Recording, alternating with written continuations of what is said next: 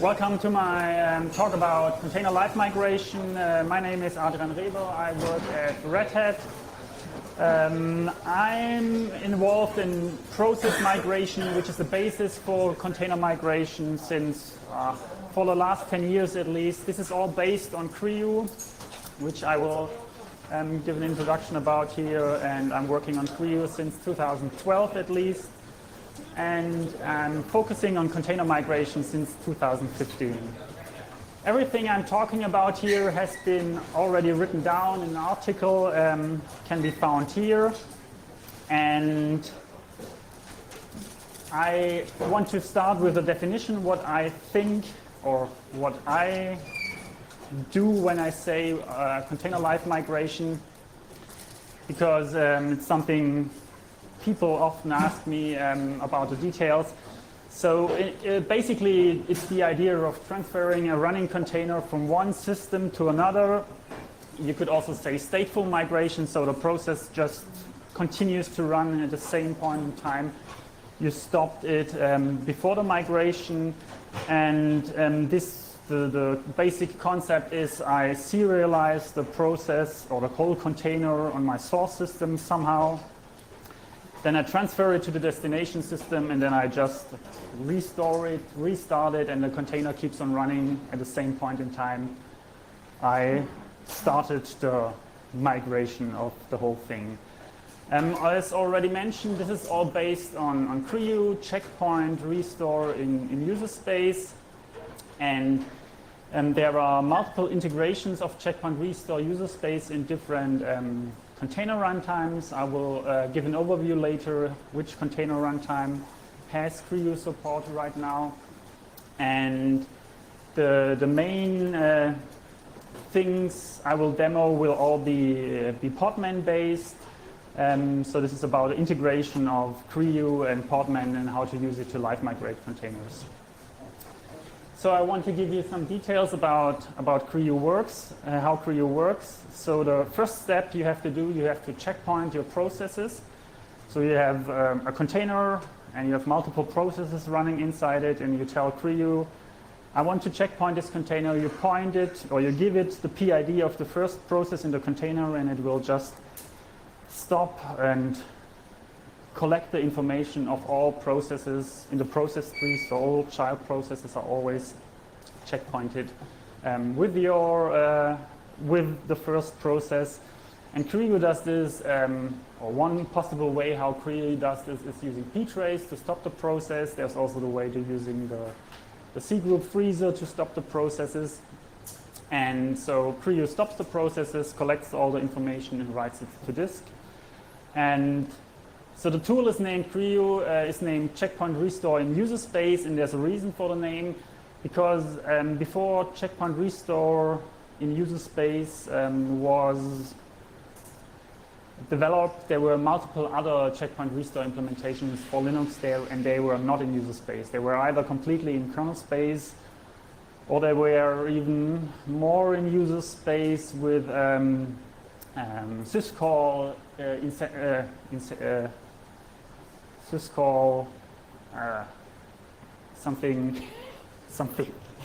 So whatever. So CREU works a different way. CREU tries to use existing kernel interfaces as much as possible. So there's basically not one kernel interface added by CREU which is only useful for checkpoint restore. The interfaces CREU added to the kernel are most of the time to get more information about a running process from the kernel. There are also, for a lot of the things CREU added, there are other use cases which are using this new information which CREU added since 2012. And once CREU collected all the information from the proc file system, then there's the next step, which is called the parasite code. This is probably my most favorite part of CREU, because it's also the craziest if you go into the details, because it's you wouldn't expect something like this when you start looking at a project like, I don't know, I wouldn't expect it at all, somebody doing something like this. So the parasite code is injected into the running process. So the process has been stopped, paused using ptrace, and now Creo extracts some code out of the process using ptrace and replaces this code with a parasite code. Now that the parasite code is in there, Creo restarts the process at a point of the parasite code. The parasite code is running inside of the address space of the processes it wants to dump, and it's running kind of a daemon. So the parasite code connects to the main Creo process, and the Creo process can send commands there to the process to do things from within the address space of the running process. And one of the main, or one of the biggest things which are happening from inside of from the parasite code is dumping the memory from the process to disk, so that it can later be restored, and the same memory information is there as before checkpointing.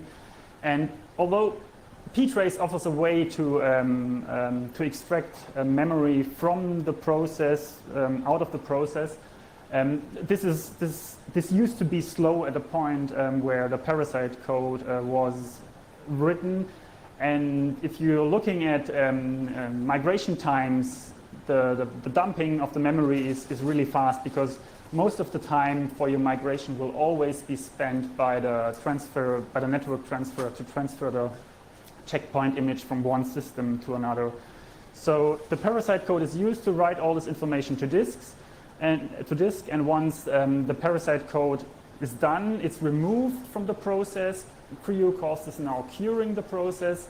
The original code is restored, or the parasite code is removed, and the original code which was there will be copied back, so that if you want to continue to run your process, it will just run without ever knowing that it was under the control of the parasite code. And at this point, the checkpointing is basically finished. All the information has been written to disk. And in the case of a migration, you would probably kill your target process so that it's stopped. But it also can continue to run. This is whatever you feel like is the best for your use case. What's also interesting about container-life migration is if you're running with Podman, you're probably running on a system with SE Linux.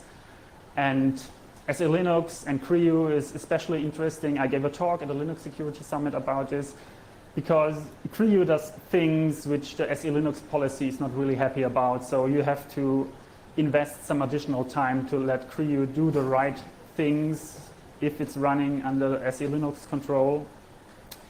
But this is just too much for today here for my time. And so once the checkpointing is finished, you come to the second step. That's the restoring of the process. And so first what Creo does, it reads all the checkpoint images to see what is there. And then Creo basically creates a process for each process which used to be in the process tree, and for each thread which used to be there. And there was a talk at Linux Plumbers Conference I gave about Creo and the PID dance, because creating a process used to be complicated on Linux. So you had to, there was an interface, and you had to write the PID you want to the interface, and then be really fast with the fork and hope that no other process is created during the same time. But with the help of Christian, we introduced Clone 3, and now we can create a process with a certain PID. This is available since Monday, Linux 5.5, and Creo also has all the code to use Clone 3 if your kernel has it. So now Creo can create new processes with less syscalls and without any races that some other process might have been created in between. And once all these processes have been created, those processes are now morphed into the process which should be restored. And then I like the example about file descriptors. So what Creo does during checkpointing, it tries to figure out all the file descriptors and to which file they point and which position they are. And Creo writes that to the checkpoint images. And once the process is restored, The file is opened with the same file descriptor, it's seeked to the same position, and once the process keeps on running, the file descriptor is in exactly the same situation it used to be before checkpointing. And so that's basically what Creo does with all the other resources the process is using. All the memory pages are mapped back to the place where they used to be before checkpointing. We are loading all the security settings, AppArmor, SE Linux, and seccomp. We're doing this as late as possible, as mentioned, to do not have those policies interfere with Creo's changing of the process or restoring of the process. And once the process has been set up in all the ways that it has to be, we are jumping back in the original code, and the processes can continue to run at the same point in time where we checkpointed them before. So that's where the process restore is finished, basically. And so now to container life migration, to the actual inclusion of Creo into different projects. I think the first one I have to mention here is OpenVZ, because they invented Creo for their container use case to be able to live migrate their containers from one system to another. I never used it myself, but that's the group who invented Creo. Then one interesting user of Creo is Google, which we were informed like 1.5 years ago. And so Google actually uses in their container runtime Borg Creo to live migrate processes in production a lot. And as far as we upstream Creo know it, they're very happy with how it works, and it works reliably for them. So this is something which we're pretty happy about as upstream. Then LXD has a long integration of Creo for a very long time already. Then there's an integration of Creo in Docker. You have to enable the experimental mode to use it. And at this point in time, I would say it's basically unmaintained, so I'm not sure how good it works right now. And then the thing I've been working on the last 2 years is the integration of Creo into Podman. We have seen a talk about Podman in the morning already. It's a container engine runtime which is daemonless and rootless. And I started to work on this beginning of 2018, and first code was merged in May, was written in May and merged then in October 2018. This was only the checkpoint restore implementation, so you could checkpoint your container, reboot your system, restore your container, and it would continue to run at the same point you have checkpointed it. And then I continued, and this required changes in all the levels of Podman, runc, conmon, and also Creo. For how Podman handles network namespaces. And then after that, I continued to work on the container live migration for Podman. This was merged in 2019 last year. This already also required changes on all the levels of which are involved. Also the SE Linux changes were part of this. And with this, I'm already at my demo. I copied the commands from my demo here in the slides. But let's run them here.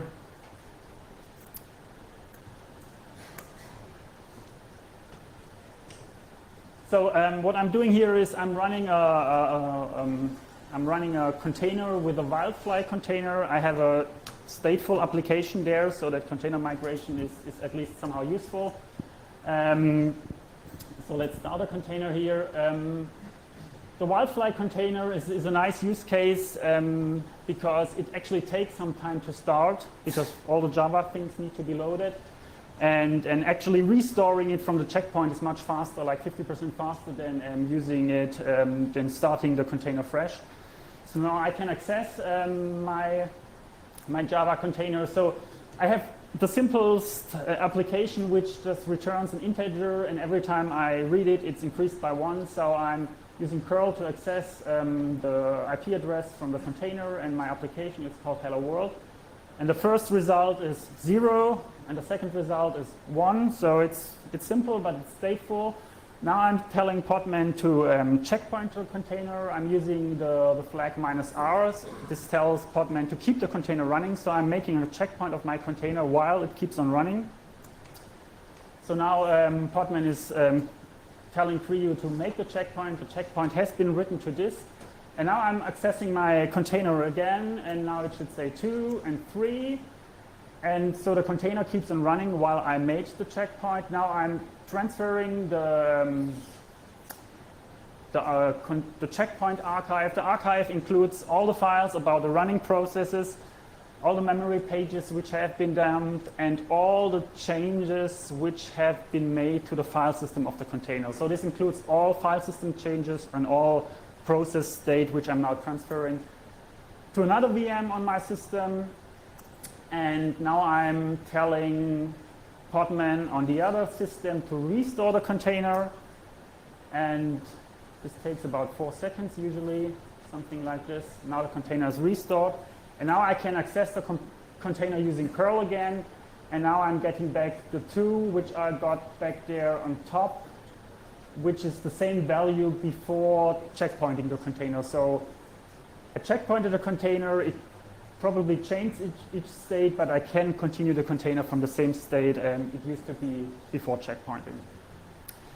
That's my demo, and with that, I'm already done. Thanks.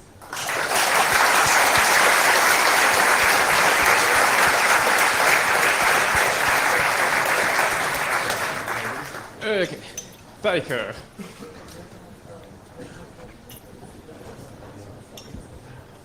Hi, thank you for your talk. It's cool technology. You mentioned that a year and a half ago Google integrated this into Borg. My understanding about Kubernetes is stuff's supposed to flow from Borg into Kubernetes, at least theoretically. Have you heard any noise about people being interested in checkpoint restore in Kubernetes? No, personally, I haven't heard anything of that, but that's... So basically, this was integrating it into Podman is my first step into getting it somehow into Kubernetes. So now I have to somehow get it into, I don't know, Cryo or something like this, and then maybe Kubernetes. But that Google uses it internally might make the discussion about the usefulness of container live migration to Kubernetes maybe a bit easier, because that's probably one of the problems that containers are stateless. Why do you have to live migrate them? But besides that, it might make it be easier to get it into Kubernetes as well. Yes. Hi, you talked about file descriptors being copied over. Can you talk more about sockets being copied over, like how it works behind the back?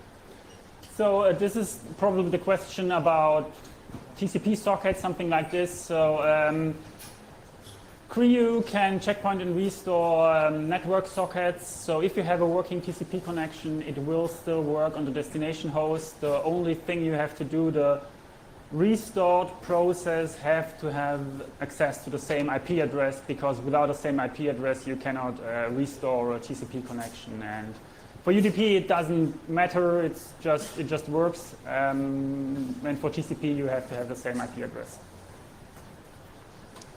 Other questions? Okay. Oh yeah, there's another one. Databases. Could you please tell us more about how it's good with databases? Of course, we had this experience before, and databases, the thing like they usually need to be stateful, and that was a problem for us to handle migration of active databases, actually. So how is the progress right now with this? Thank you. So databases. So I guess this basically depends on how your database is outlaid in your container. If all your database files are mounted into the container, then it's probably you migrate your container and you have to migrate your data directory and then restore it. This should work. There are, many years ago, we tried to migrate Oracle databases. This worked, but the database shut down itself after the migration. And we think that this is because the time is different on the different hosts. So with the time namespace, which was just accepted this week, and once it makes its way to Creo, this could be solved in a way that we can tell the process in the container that your time actually hasn't changed. You're still running on the same clock monotonic as before or something like this. So there's the work on the time namespace is probably the most important for the database, I would guess. But yeah. Thank you.